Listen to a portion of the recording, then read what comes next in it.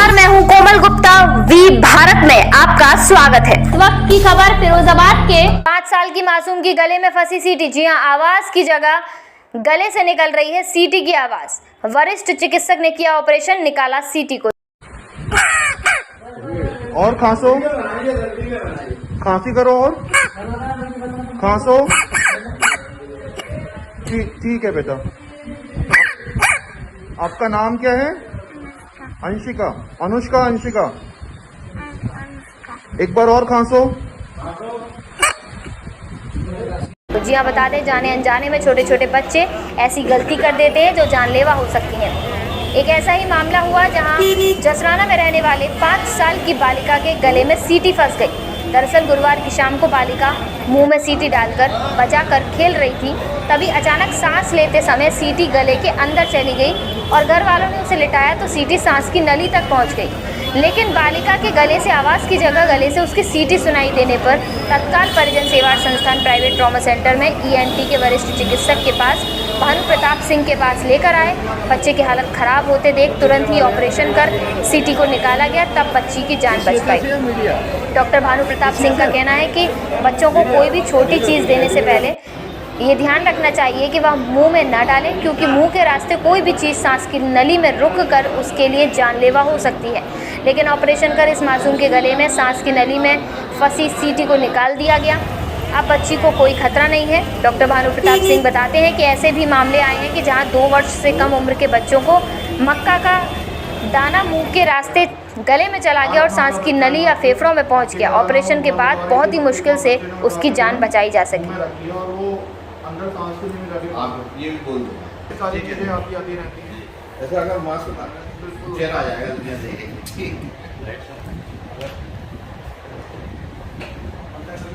एक बच्चे के हमने देखा कि चाइनीज गले में सीटी फंसी थी, तो इसको कैसे आपने निकाला और क्या आप लोगों को बताना चाहेंगे कि बच्चों के लिए क्या क्या चीज़ ध्यान रखें? वो ये बच्ची, इसका नाम अनुष्का था, ये 5 साल की बच्ची थी।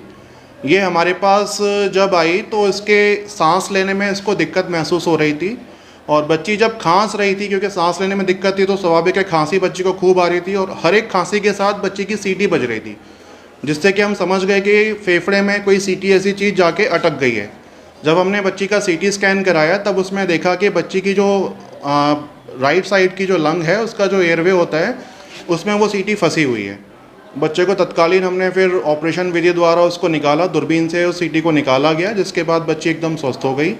और इसमें ये चीज़ होती है, समय हमें व्यर्थ नहीं करना चाहिए। अगर इस प्रकार की कोई चीज़ अगर फंसती है कभी भी बच्ची के फेफड़े में या सांस की नली में, तो यहाँ पे समय की जो सीमा होती है, आपके पास इतना नहीं होता है कि आप सोच समझ के यहाँ ले जाएं, वहाँ ले जाएं। जहाँ ये सुविधा उपलब्ध हो, इस प्रकार के ऑपरेशन होते हो, हमें तुरंत बच्चे को वहाँ जाके दिखाना चाहिए। डॉक्टर, हमने यही आपके हॉस्पिटल में अभी ये देखा कि बहुत से बच्चे के गले में मक्के का दाना फंस गया, बहुत से बच्चों के छोटे छोटे सिक्के फंस गए, आप ऑपरेट करके निकालते हैं, तो माँ बाप को किन किन बातों का ध्यान रखना चाहिए? अभी परसों रात हमारे पास मैनपुरी से एक 8 महीने का बच्चा आया हुआ है, जिसकी माँ मक्का नुका रही थी और बच्चे ने एकदम से मक्के का दाना उठाया और खा लिया। माँ ने निकालने की कोशिश की, लेकिन तब तक वो मक्के का जो दाना था वो सांस की नली में जाके अटक गया, जिससे बच्चा नीला पड़ गया।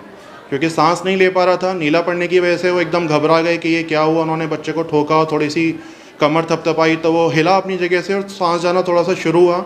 वो तुरंत वहाँ से लेके निकले और हमने यहाँ रात 10:30 बजे बच्चे को अटेंड किया तो देखा उसकी एक तरफ की जो लंग्स है वो कोलैप्स कर चुकी है और एक तरफ का लंग जो है वो बहुत ज़्यादा फूल रहा था। तो तुरंत हमने उसको ऑपरेशन किया, दूरबीन विधि से हमने उसके फेफड़े तक गए और वो मक्के के दाने को निकाला और बच्चे की जान ठीक ठाक है, बच्चा अभी बच गया है। अब लोग क्या क्या चीज़ का ध्यान रखें? छोटे सबसे ज़रूरी है बच्चे को अकेला नहीं छोड़ना चाहिए। अगर आपका बच्चा 2 साल से कम उम्र का है तो कोई भी ड्राई फ्रूट खिलाने की कोशिश ना करें। जैसे घर में होता है कि हम काजू खिलाएं, बादाम खिलाएं, है ना, ये सब चीज़ें क्या होती हैं, बच्चा चबा नहीं पाता और एकदम से सरक नहीं पाता 2 साल की उम्र तक। अगर बच्चा 2 साल से ऊपर हो जाता है तो कोई खतरा नहीं है, वो आराम से चबा सकता है, सटक सकता है। लेकिन 2 साल से छोटे बच्चे इसको चबा नहीं सकते हैं, सटक नहीं सकते हैं। तो ऐसे बच्चों में ये चीज़ें जाके सांस नली में रुकावट पैदा कर सकती हैं, जिससे कि सांस लेने में बच्चे को दिक्कत हो सकती है और सांस में अगर रुकावट हो तो जान जाने का खतरा पूरा हो जाता है। तो इस चीज़ का हमें ध्यान रखना है कि कोई भी ऐसी चीज़ हम बच्चे को ना दें जिससे कि सांस नली में वो रुकावट पैदा हो।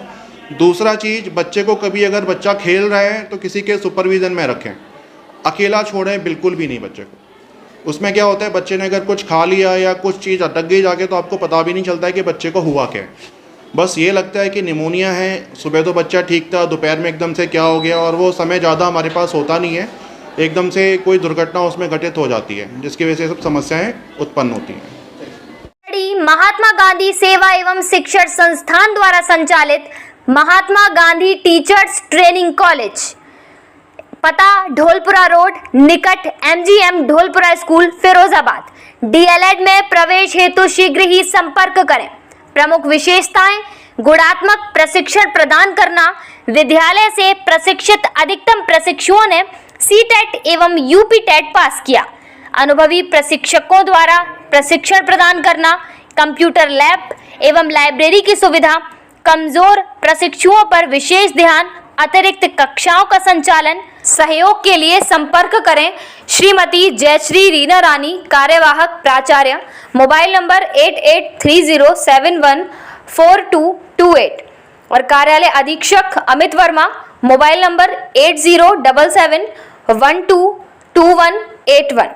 रजिस्ट्रेशन की आखिरी तारीख 7 जुलाई 2022 है।